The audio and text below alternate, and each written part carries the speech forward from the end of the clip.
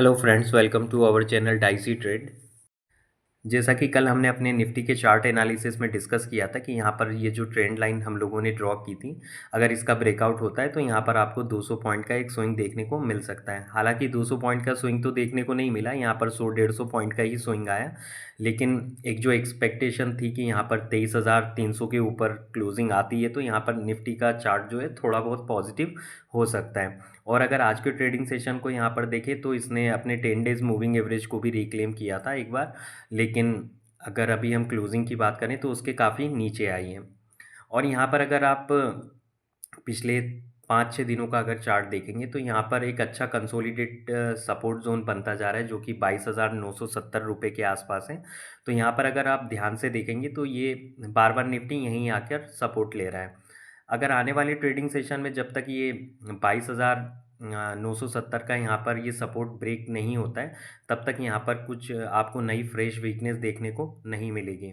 और यहाँ पर देखा जाए अगर निफ्टी की पोजिशनल बेसिस पे एक बार क्लोजिंग 23,300 के ऊपर आना शुरू हो जाती है तो यहाँ पर एक काफ़ी रिलीफ साइन देखने को मिल सकता है निफ्टी में। तो यहाँ पर अभी हाल फिलहाल किसी भी टाइप की आप एग्रेसिव शॉर्ट्स या लॉन्ग पोजीशंस को अवॉइड करें। और अगर एक बार निफ्टी की क्लोजिंग 23,300 के आसपास आ जाती है तो यहाँ पर आप 300 से 400 पॉइंट का स्विंग देख सकते हैं पोजिशनल बेसिस पे। और यहाँ पर अगर 22,970 का लेवल ब्रेक करता है तो निफ्टी, तो यहाँ पर आप 22,700 तक के भी टारगेट आते हुए देख सकते हैं। लेकिन यहाँ पर अगर देखा जाए इस ट्रेंड लाइन का अगर एक बार और ब्रेकआउट होता है यहाँ पर आने वाले ट्रेडिंग सेशन में, और अगर क्लोजिंग आ जाती है 23,300 के आसपास, तो यहाँ पर आप किसी भी टाइप की अपनी शॉर्ट पोजीशंस को कैरी फॉरवर्ड ना रखें। अगर हम निफ्टी के ओवरऑल चार्ट को एनालिसिस करें तो यहाँ पर देखेंगे चार्ट स्ट्रक्चर तो काफ़ी वीक है। अगर किसी स्टॉक या इंडेक्स में एक लंबी गिरावट आती है, जैसा कि अगर आप निफ्टी को भी देखेंगे यहाँ पर 26,000 से लेके अभी जो 23,000 का लेवल चल रहा है, यहाँ पर लगभग 3,000 पॉइंट का फॉल है। तो अगर आप यहाँ पर देखेंगे जब भी कोई गिरावट होती है इतनी लंबी, तो वहाँ पर कोई सा भी स्टॉक या इंडेक्स वहाँ पर इतनी जल्दी रिवर्सल नहीं लेता है, वहाँ पर कुछ टाइम के लिए कंसोलिडेट भी होता है स्टॉक या इंडेक्स। तो अभी आप यहाँ पर देखेंगे यहाँ पर पिछले 5-6 दिनों से काफ़ी अच्छा खासा कंसोलिडेशन हो रहा है।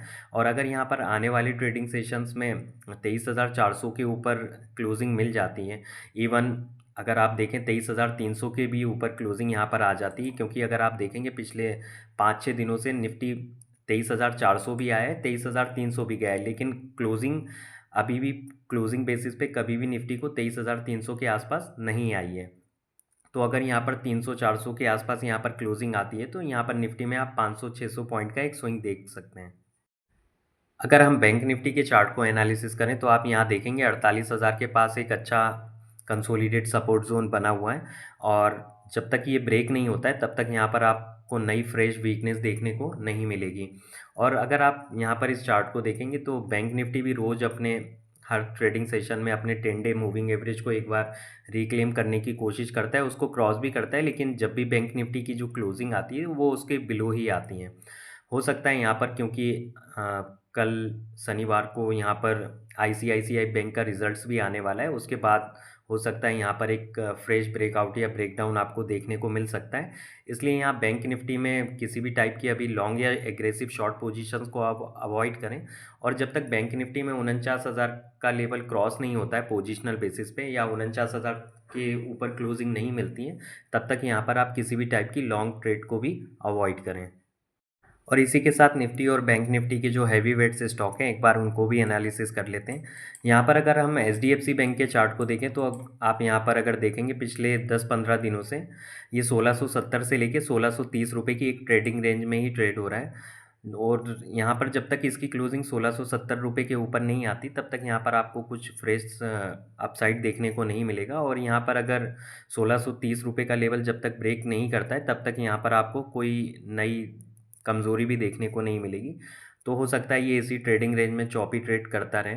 और अगर हम आईसीआईसीआई बैंक के चार्ट को देखें तो यहाँ पर ये लगभग अपने एक स्ट्रॉन्ग सपोर्ट जोन के आसपास है, लेकिन इसके कल रिजल्ट्स आने वाले तो ये मंडे को गैप अप या गैप डाउन ओपनिंग हो सकती है। तो इस चार्ट को मंडे के ट्रेडिंग सेशन में देखते हैं। और अगर हम एक्सिस बैंक के चार्ट को यहाँ पर एनालिसिस करें तो आप यहाँ पर देखेंगे 948 के आसपास यहाँ पर एक स्ट्रॉन्ग सपोर्ट जोन तो है, और साथ ही इसका ये लगभग एक आखिरी सपोर्ट जोन भी है। अगर इसको ये ब्रेक करता है तो यहाँ पर आप 850 तक आता हुआ देख सकते हैं एक्सिस बैंक को। और जब तक ये 1000 रुपये के ऊपर नहीं निकलता है तब तक यहाँ पर किसी भी टाइप की आप फ्रेश लॉन्ग पोजिशन ना बनाएं। और अगर हम कोटक महिंद्रा बैंक के चार्ट को देखें तो यहाँ पर हमने कल भी डिस्कस किया था कि 1930 रुपये के आसपास यहाँ पर अच्छा खासा रेजिस्टेंस है। हो सकता है यहाँ पर ये चौपी ट्रेड भी कर सकता है, तो इस चार्ट को अभी अवॉइड करिए अभी आप थोड़े टाइम के लिए। और अगर हम एसबीआई के चार्ट को देखें तो ये चार्ट भी लगभग अपने एक स्ट्रॉन्ग सपोर्ट जोन के आसपास ही है, लेकिन यहाँ पर जब तक ये 790 के ऊपर यहाँ पर क्लोजिंग नहीं आती तब तक यहाँ पर आप किसी भी टाइप की लॉन्ग पोजीशंस को अवॉइड करें। और कभी आने वाले ट्रेडिंग सेशन में ये 725 रुपये का लेवल ब्रेक करता है क्लोजिंग बेसिस पे, तो यहाँ पर आप आने वाले दिनों में 650 तक आता हुआ देख सकते हैं। लेकिन जब तक ये 790 से लेकर 725 की एक रेंज में ट्रेड हो रहा है तो यहाँ पर आप किसी भी टाइप की ट्रेड को अवॉइड करें, क्योंकि जब तक इन सब इस बैंकिंग स्टॉक के रिजल्ट्स नहीं आ जाते तब तक ये हो सकता है चॉपी ट्रेड ही करें। और अगर हम रिलायंस के चार्ट को एनालिसिस करें तो कल भी हमने डिस्कस किया था कि ये 50 डे मूविंग एवरेज के आसपास आ चुका है, और यहाँ पर देखेंगे ये अपनी जो एक काफ़ी टाइम से एक कंसोलिडेट रेंज में जो फंसा हुआ था ये फिर से उसी रेंज में आके ट्रेड होने लग गया है। तो हो सकता है यहाँ पर भी ये चॉपी ट्रेड कर सकता है आने वाले ट्रेडिंग सेशंस में। और अगर हम इन्फोसिस के चार्ट को एनालिसिस करें तो हमने कल भी डिस्कस किया था यहाँ पर 2000 से लेके 1850 तक की जो ट्रेडिंग रेंज बनी हुई है, ये जब भी इसके लोअर एंड को छूता है और यहाँ से या तो सपोर्ट लेने की कोशिश करता है तो ये 2000 तक एक बार जाने की कोशिश करता है। अगर आप इस चार्ट को डेली कैंडल में लगा के एनालिसिस करेंगे तो आपको ये क्लियरली विजिबल हो जाएगा। और टीसीएस के चार्ट को भी यहाँ पर अगर आप देखेंगे तो लगभग ये कंसोलिडेट ही हो रहा है। अगर आप 10-15 दिनों से अगर इस चार्ट को ध्यान से देख रहे होंगे, एक दिन यहाँ पर अच्छी खासी तेज़ी हो जाती है फिर गिरावट हो जाती है, लेकिन अगर आप ओवरऑल 15 से 20 दिन की अगर इसकी प्राइस की मूवमेंट को देखेंगे तो ये लगभग अपने उन्हीं रेंज के आसपास ही कंसोलिडेट हो रहा है। तो यहाँ भी जब तक पोजिशनल बेसिस पे 4200 का लेवल क्रॉस नहीं होता है तो यहाँ पर फ्रेश लॉन्ग पोजीशन अवॉइड ही करिए। तो फिर मिलते हैं नेक्स्ट वीडियो में। अगर आप लोगों को वीडियो अच्छा लगा हो तो लाइक शेयर करें और चैनल को सब्सक्राइब करें। Thanks for watching.